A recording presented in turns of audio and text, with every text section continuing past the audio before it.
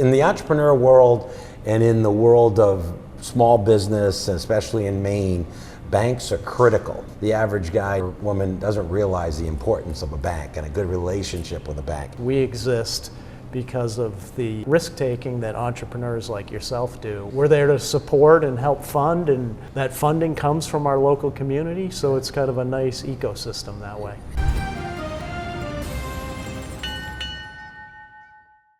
Honestly, one of the big reasons I wanted to have a discussion is kind of thank you. From where we came in '94 to today, Gorham Savings Banks, which will soon be Maine Community Bank, has been a big part of it. It's critical to have a bank that supports you through good times and tough times. Explain what Maine Community Bank is, because the way I understand it is that a community bank is owned by its depositors, or? Yeah, I appreciate you bringing that up. We're what's called a mutual savings bank. We're essentially owned by our depositors. We don't have shareholders, we don't sell stock, so we are responsible to our customers, essentially. Yeah. Where you started Fleet, Maine National Bank, so I'm old enough to remember, the knock on the door and the Federal Reserve says, time out, the bank's closed. Maine Savings Bank went down, then years later Fleet, and then recall. Yeah. And one of the reasons why I ended up in the beer business was Bob Dunphy Jr.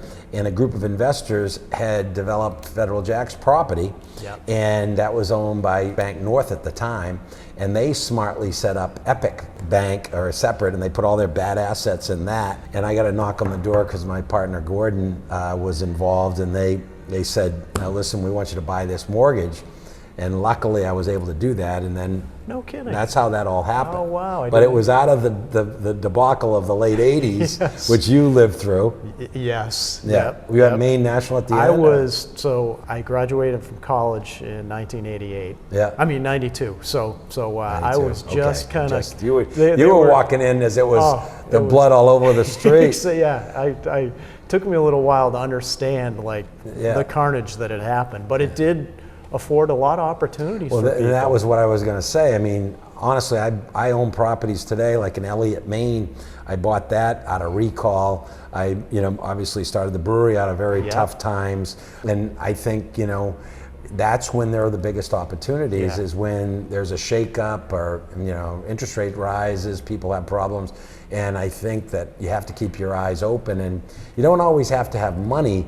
What you have to do is be able to, in my opinion, get a hold of an asset that you have the vision for. You can then raise the capital, whether it's with a bank, private investors, you bridge different gaps. Yep. So what's the most challenging thing about this transition for you and really both companies? Yeah, I mean, it's probably a couple-fold. One, making sure we line up our technology, because we're on different systems, and it's going to take us some time. We won't fully transition our main technology until next year, probably in the fall. We've been doing a lot of work in the run-up to that, so going through a selection process, making sure we've got the right staffing set up appropriately to support the combined organization, and ultimately it'll create new opportunities. And your banker is so critical from my perspective as an entrepreneur. Without a banker like Steve, Gorham Savings Bank,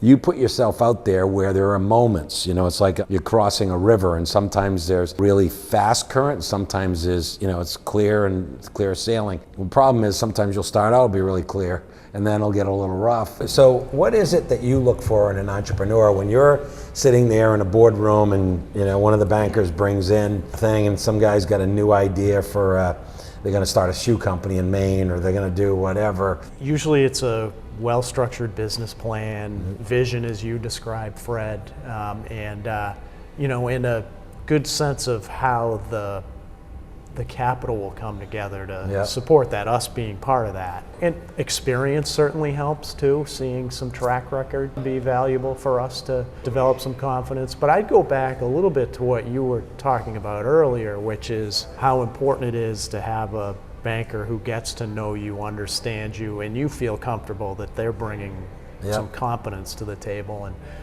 we have to, as an organization, create an environment where we can attract people like that. Yeah. And as you know, banking landscape changes and philosophies change. But what we found is if we can make sure our bankers feel empowered, they understand what the strategy and mission of the bank is, and they are proud to represent that, they're going to be better for you. We feel like we've got plenty of opportunity here in Maine, and this is where we want to focus. I want to thank you for getting involved in the Seaside Santa Dash. Yeah. We've been talking on our videos about building community, and the Santa Dash, the Weirs Beach, Weirs Motors is right down the street in Kennebunk. A lot of local businesses will be there, Rococo Ice Cream. And Weirs Motors is a big sponsor as well, and we've got Binny Media and Dirty Water TV, and I really want to turn this into a major event into the future. So my goal is to over-deliver. As an entrepreneur relating to this, everybody sees me as a beer guy, but a lot of times, especially right now, I'm evolving into being really a marketing engine for all the things that I've been involved in over the years. Harborview Properties, Captain Eli Soda, Yep. And other ventures. So it'll be nice that Maine Community Bank will be there. December 21st, that the first 200 get a Santa suit. 10 o'clock start, but we're gonna have the restaurant open at 7:30. That'll be fun. So I appreciate you coming over today here at the tasting room, and then also I truly appreciate your support as always, and we'll keep supporting each other. You've been, to me, one of our best bankers, and I appreciate all you've done. Thank you, Fred. Cheers.